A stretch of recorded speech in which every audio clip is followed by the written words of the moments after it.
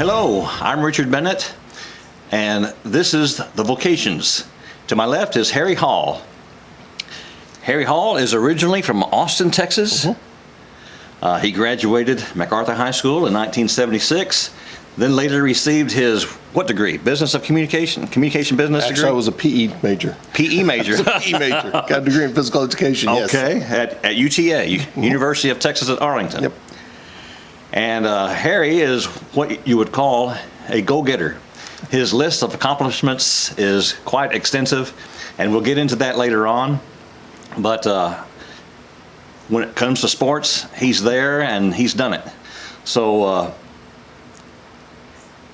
he's also a journalist and an author and an interviewer, a television interviewer. Is that right? I've done that, yes. He's interviewed George W. Bush. Yep.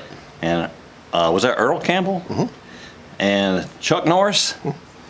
And so he's out there, people. Harry is married to Susan Hall, and they have a son, Zane. And when I knew Harry, we were singing in Mr. Danny Hart's choir at MacArthur High School. And he and his little brother were both in the choir, and I thought they were twins because they resembled each other a lot. But turned out Harry's, 1 or 2 years older? 1 year. And I knew that they were both involved in track because they were both pretty fit and spry, and they'd spring around. Everybody else would walk, but they would spring around, you know. And not only that, they carried a baton with them every now and then, you know. So I knew that they were heavily involved in track. And his 2 books, he's written, his first book was Help, Everybody is Staring at Me. Everyone is staring at me. Everyone is staring at me. Thank you. Yep. And his second book is Pedestrians, The Pedestrians. And we'll talk about them in another venue. Harry, welcome to the show, The Vocations. It's great to be here. Thank you. You'll notice that we have spread out the red tablecloth in honor of his being a MacArthur High School graduate. Harry is currently a speech instructor at the University of Dallas here in Irving. But we're going to talk a little bit about what he's done to arrive at this point.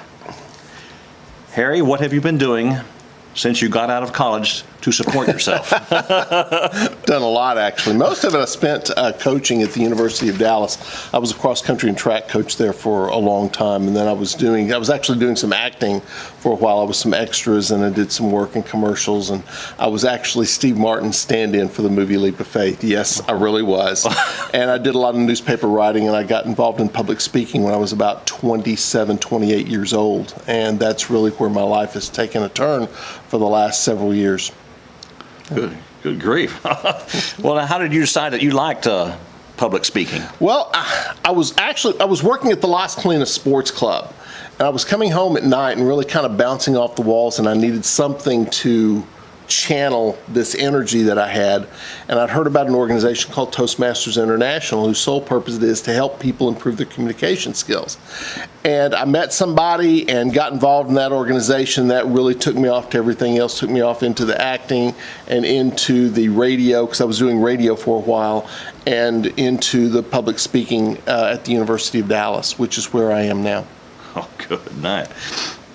Well, you know, that answers one question, because I never saw you in speech or debate. No, that was in high school. That came out, that did come out later, and that's something that I've really enjoyed, obviously, because I've been doing it for 19 years now. Yeah. I knew you love sports, and of course I didn't see you in any drama classes. Okay. Do you have any strange or funny stories to tell about athletics or communication that you had along the way in your career? I was doing a feature, or a column, actually. I was doing a column on Nate Newton. And I was at the Cowboys facility in Las Colinas, and I was just sitting there. He knew I was coming. And I was just sitting there in the locker room waiting for him. And he walks in, and he just points at me, says, "You the sports writer here to see me?" And I said, "Yeah, I think so." And he says, "Follow me." So he doesn't ask my name or introduce himself or anything, and we just go out into the parking lot, and there's this guy standing there. And the guy gives him a set of keys. And Nate Newton turns to me and gives me a set of keys, and he says, "Follow me." And he gets in the car that the guy had given the keys for, and I'm following him through Coppell. I thought, I'm just through Coppell driving. You got somebody else's SUV. car? I mean, no, it's Nate Newton's SUV. What happened was he was buying the other vehicle, and he was taking it down to the bank. And his wife, we walk in, his wife's standing there with a baby in her hand. She looks up at me and she points and she mutters something to him, and he says, "Don't pay any attention to him. He's just another half-brained sports writer." So after that, he drove me home. He drove me back to the Cowboy facility, and that's where we conducted the interview. So it was quite an adventure. Well, yes. did you have a good interview? I hope you. No, it was tremendous. Yeah, he's a really good interview. He's somebody really easy to talk to, and it was something really positive because this was right after he had put on a whole lot of weight in the off season, then he lost it. We talked about whether or not he'd had an eating disorder, and that's really what the column. Wow. The focus of the column was whether or not he had an eating disorder and how he lost all that weight. He speaks his mind, apparently. But you've been involved in television and radio Yeah. and journalism. Why journalism? What's that all about? It was just something that I always wanted to do, and I think I was 30 years old before I wrote my first story. And I walked into the Los Colinas People newspaper office, and Kathleen Stockmeyer was there, and she's now head of journalism at North Lake. And I just said, "I'm interested in writing, and I can help you." And what they had was back then, and it was a great place to be in the early 90s. In Las Colinas, it was tremendous if you were looking to do some writing, especially if you were in the sports arena, because there were all kinds of opportunities there. I got to cover the Byron Nelson, and there were a lot of tennis exhibitions. I got to interview Yvonne Lindell and Jim Courier, people like that. And then there were a lot of amateur athletic events. They had the President's Triathlon was up there, and Lance Armstrong and some other guys came out there for that. So it was a great opportunity for me to build a resume as far as who have you interviewed. When you look up and say, okay, interviewed Nick Price and other people, like I said, Von Lindell and people like that. And it was a really great opportunity for me. And I was there for a couple of years, and it was great. It was just tremendous. Is that when you interviewed President Bush? George No, W. that was actually later. That was after he bought the baseball team. Oh, okay. That was in relation to the baseball team. So he wouldn't have been surrounded by Secret Service men at that time, right? No, that was a phone interview. Oh, that was okay. a phone interview. Okay, Yeah. Right. How did you manage to land this job with the University of Dallas?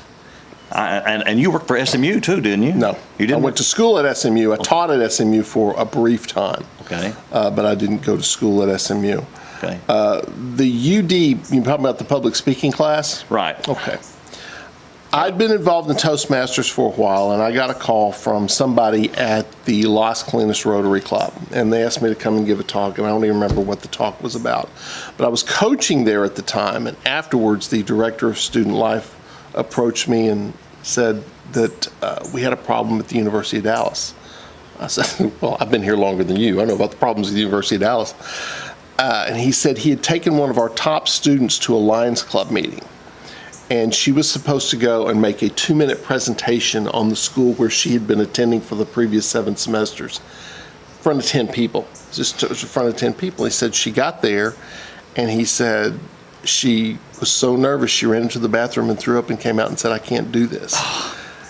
He says, "We have no communication class, we have no speech class here. We're cheating these students. We're sending them out into the world ill-prepared to make it. Would you like to teach a 1-hour pass-fail public speaking class at the University of Dallas?" And I just thought this was a gift from God. I just couldn't believe that this opportunity fell into my lap, because most of the time when there's a job that you have that somebody offers you that you've never done before, is they're thinking, man, I don't know if I can do this. There was no doubt that I could do this. And it wasn't going to be smooth from the beginning, but there was no doubt that I could do this. And the school has been incredibly supportive of me. About 3 or 4 years ago, we started a second course. So we've got two classes now. We started a club last semester, and it looks like we're going to be expanding again this next semester. So they're really supporting me. They're really sponsoring me, and I'm really appreciative of all of this, because I like to think that we're doing something special here, and we're starting to really show some signs of getting some of the students out into the world and doing something. We had one student this past semester, and she was one of the ones who said, I want to take your class again. And that's how the club got started. And I said, okay, we can start a club. So we started the club, and she came out of it, and she had won the Miss Texas Elite pageant. So she was a state representative at the National Miss Elite pageant, which was held in Houston, which was just last month. What is this Miss Elite? It's kind of like, they don't use the term beauty pageant anymore, but back But years she's ago, pretty, it would right? have been, yeah, Okay. back it would have been a beauty pageant.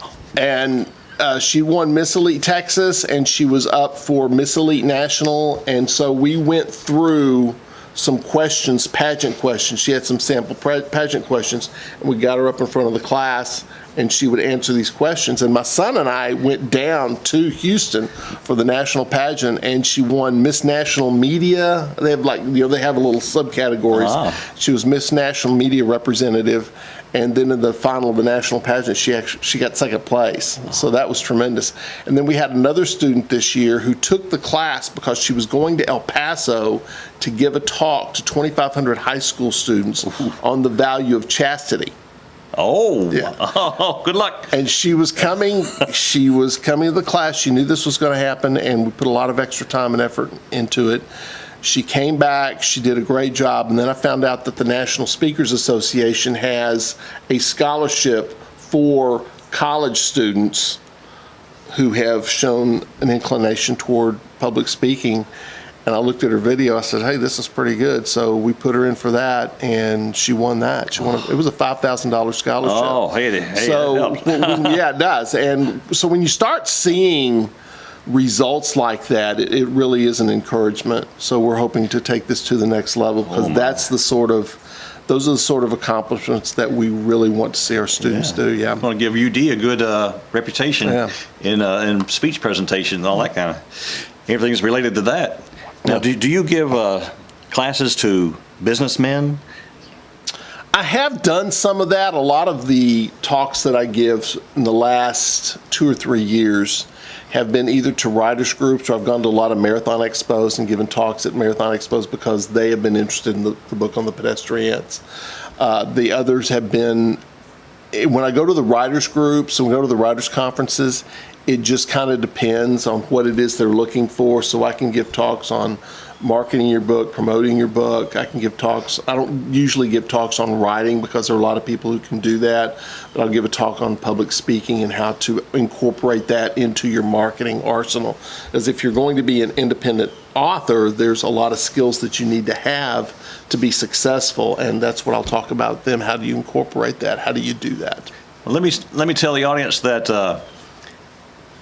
I guess it was about 8 months ago, I went to a seminar held in Dallas, and Harry was one of the moderators. I guess there's about 4 or 5 moderators there, but Harry did an excellent job in presenting things that you needed to know, and he still does that around the area, probably maybe across the country too. We've gotten out of here. I've been to Arkansas, I've been to Oklahoma, other places, sure. Okay, so you travel around. Okay.